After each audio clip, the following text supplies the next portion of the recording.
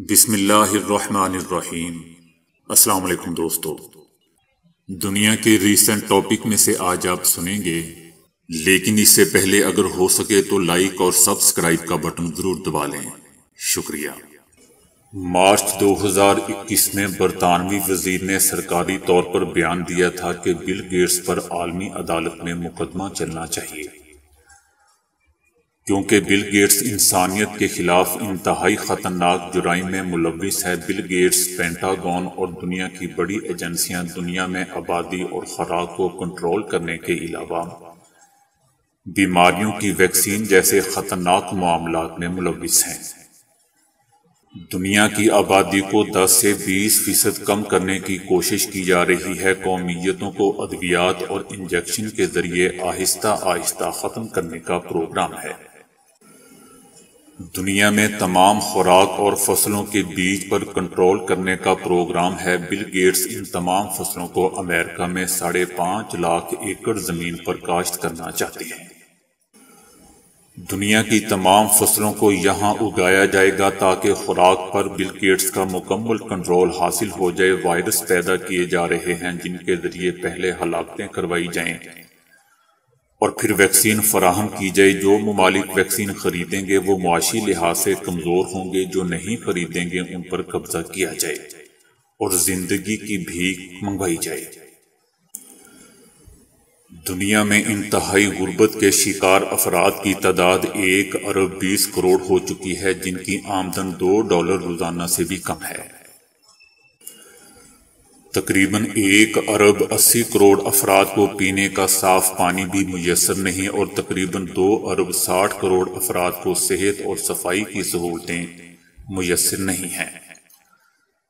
اس وقت دنیا میں 820 ملین افراد بھوک کا شکار ہیں۔ کورونا کے پھیلاؤ کے بعد ان مسائل نے بہت تیزی سے سر اٹھایا ہے۔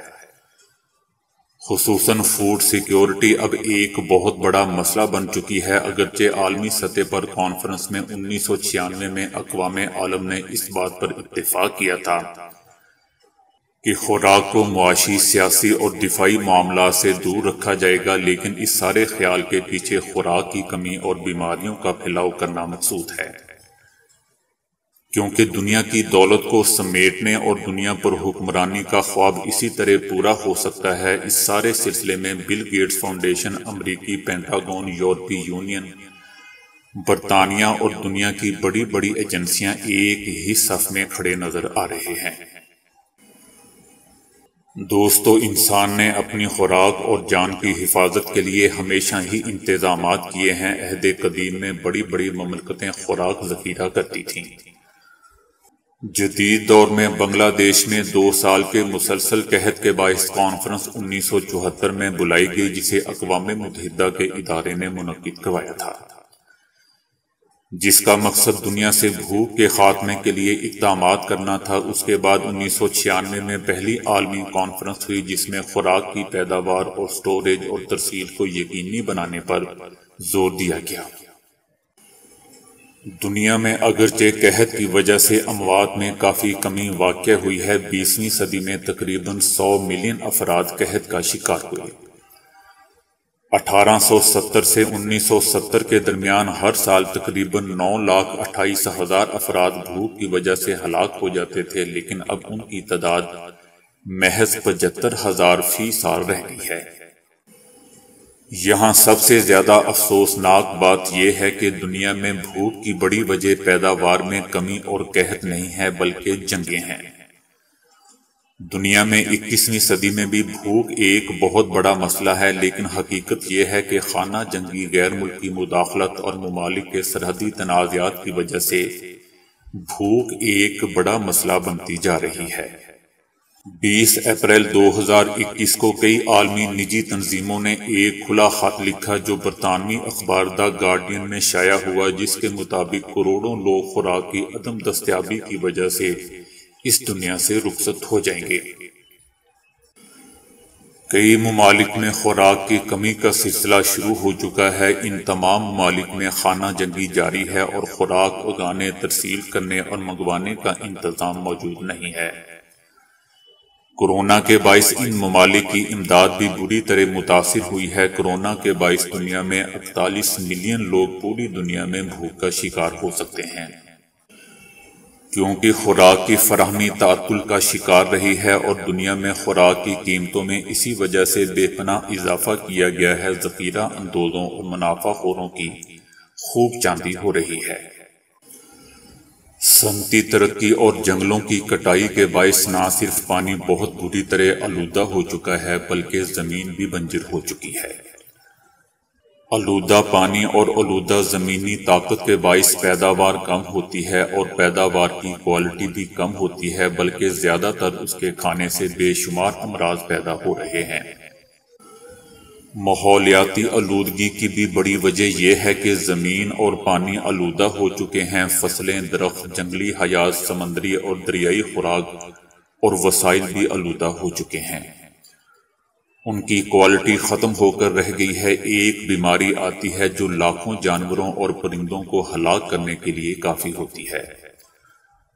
پوری دنیا میں ہر سال تقریباً 1,50,00,000 سے زائد مرغیاں اور دیگر جانور بیماریوں کے باعث تلف کر دیے جاتے ہیں یا خود ہی مر جاتے ہیں۔ اور زرعی ادویات میں پیداوار بڑھانے کے لیے جو ہائیبرڈ طریقے اپنائے جاتے ہیں ان سے فصلوں کی کوالٹی ختم ہو چکی ہے اور بیماریوں کے حملوں سے ساری کی ساری فصل تباہ ہو جاتی ہے۔ بلیک مارکیٹ کی پسندیدہ فصلوں کی سالانہ مالیت تقریباً $50 بلین سے زیادہ ہے۔ پوری دنیا میں صرف 30 ملک اس کاشت کا حصہ ہیں، جبکہ دوسری طرف پوری دنیا کے 142 ممالک کی مکئی کی پیداوار کی مالیت محض $32 بلین ہے، جبکہ گندم کی کل پیداوار کی مالیت $12 بلین سے زیادہ نہیں۔ دنیا میں علاقائی سطح پر تنازعات خوراک کی پیداوار کو بہت متاثر کرتے ہیں۔ مثلا پاکستان میں سندھ اور بلوچستان کے بیشتر علاقوں میں کاشتکاری کی مناسب سہولتیں میسر نہیں، لیکن وہاں جا کر کسی کو کام کرنے کی بھی اجازت نہیں ہے۔ سیاسی، نسلی، علاقائی اور ذاتی رنجشیں اور دشمنی حائل ہو جاتی ہے۔ قانون شکن عناصر فصلوں کی بوائی اور کٹائی کے راستے میں حائل ہو جاتے ہیں۔ فصلوں کو آگ لگانے کے کئی واقعات بھی رونما ہوتے رہتے ہیں۔ انڈیا میں کسانوں کے احتجاج کی بڑی وجہ ملٹی نیشنل کمپنیوں کا خوراک کے شعبہ پر کنٹرول حاصل کرنے کی کوشش کو ناکام بنانا تھا۔ پاکستان سمیت دنیا کے زیادہ تر ممالک ترقی اور وسائل کے حصول کے لیے ملکی اور غیر ملکی کمپنیوں کو اپنی زمینوں پر کاشت میں شامل کرتے ہیں اور پھر ہمیشہ کے لیے ان کے ملازم ہو کر رہ جاتے ہیں۔ کیونکہ وسائل اور سرمایہ کی وافی مقدار موجود ہوتی ہے، اس لیے وہ زمینوں پر لیز کے نام پر قابض ہو جاتے ہیں۔ کسانوں کو اپنے علاقوں میں اسی طرح ہی رہائش اور دیگر سہولتیں میسر رہتی ہیں، لیکن در حقیقت وہ ان کارپوریٹ آقاؤں کے غلام بن جاتے ہیں جو پیداوار کو ملکی طور پر فروخت کریں یا دنیا کے کسی کونے میں انہیں کوئی نہیں روک سکتا۔ دنیا کی کل پیداوار کا 20% ضائع ہو جاتا ہے۔ خوراک کو ضائع کرنے میں سب سے آگے امریکہ اور یورپ ہیں۔ صرف آسٹریلیا میں ہر سال $20 ارب کی خوراک ضائع کر دی جاتی ہے۔ کینیڈا میں ہر سال کل خوراک کا 58% ضائع کیا جاتا ہے، یعنی ہر سال 36 بلین ٹن خوراک ضائع کر دی جاتی ہے۔ امریکہ میں ہر سال 103 ملین ٹن اور برطانیہ میں ہر سال تقریباً 70 ملین ٹن خوراک ضائع کر دی جاتی ہے۔ برطانیہ میں سب سے زیادہ سیب، آلو اور ڈبل روٹی ضائع ہوتی ہے۔ ایک اندازے کے مطابق ایشیا میں خوراک کا ضیاع یورپ اور امریکہ سے 60% کم ہے، جبکہ اگر یورپ اور امریکہ کی ضائع شدہ خوراک ہر سال اکٹھی کر لی جائے تو افریقہ میں بھوک مکمل طور پر ختم ہو سکتی ہے۔ جن ممالک میں جنگیں اور خانہ جنگی ہو رہی ہے ان علاقوں میں خوراک اور پانی نایاب ہیں، صحت اور صفائی اور علاج کی سہولتیں بہت ہی کم ہیں۔ اس ساری تفصیل سے یہی ثابت ہوتا ہے کہ بھوک، افلاس اور بیماری کی بڑی وجہ وسائل کی کمی نہیں بلکہ اس پر چند ممالک کے قبضے کی کوشش ہے، جس پر تحقیق بھی ہونا ضروری ہے۔ بل گیٹس اگرچہ کمپیوٹر کے دیوتا ہیں، لیکن ان کا خوراک اور ادویات سے لگاؤ اس پر سرمایہ کاری بہت ہی حیرت انگیز محسوس ہوتی ہے۔ حالانکہ بل گیٹس کو آئی ٹی کے شعبے میں انویسٹمنٹ کرنی چاہیے، لیکن بل گیٹس کمپیوٹر کو چھوڑ کر خوراک اور ادویات پر خوب سرمایہ کاری اور ریسرچ میں مصروف ہیں۔ امریکہ اور یورپ کی حکومتیں اور اداروں کے علاوہ بڑے بڑے سرمایہ دار بھی ان کے مددگار نظر آتے ہیں۔ بل گیٹس 2006 سے اپنی کمپنی مائیکروسافٹ سے دور ہو چکے ہیں اور تیزی سے ادویات، آبادی، بیماری کے پھیلاؤ اور ویکسین کے بارے میں اپنی فاؤنڈیشن کے تحت کام کر رہے ہیں، جس کا اب عالمی ادارہ صحت اور دیگر عالمی تنظیموں پر کنٹرول مضبوط ہوتا جا رہا ہے۔ بل گیٹس کی پہنچ اب عالمی سطح پر ایسے اداروں میں ہو چکی ہے جہاں دنیا کی آبادی کم کرنے، ویکسین کی تیاری، بیماریوں کے پھیلاؤ کے بعد ویکسین کی فراہمی سمیت کئی ایسے خطرناک پروجیکٹ شروع کیے جا چکے ہیں جس پر اب پوری دنیا میں آوازیں اٹھنا شروع ہو چکی ہیں۔ انڈین حکومت بھی بل گیٹس کے ساتھ کام کرتی نظر آتی ہے۔ مودی سرکار نے بل گیٹس کی فاؤنڈیشن کو بھارت میں وسیع سہولتیں فراہم کر رکھی ہیں، جس کے نتیجے میں بھارت میں کئی ہزار افراد پر مختلف ادویات کے تجربات کیے جا چکے ہیں جو ان کے علم میں نہیں تھے، جس سے سینکڑوں افراد مارے بھی جا چکے ہیں۔ بھارت میں کسانوں کے احتجاج کے پیچھے بھی یہی فاؤنڈیشن تھی جو بھارت میں نئے قوانین کے لیے بھارت سرکار کو اکساتی رہی تاکہ تمام پیداوار پر قبضہ کیا جا سکے۔ اس لیے مودی کو ایوارڈ سے بھی نوازا گیا۔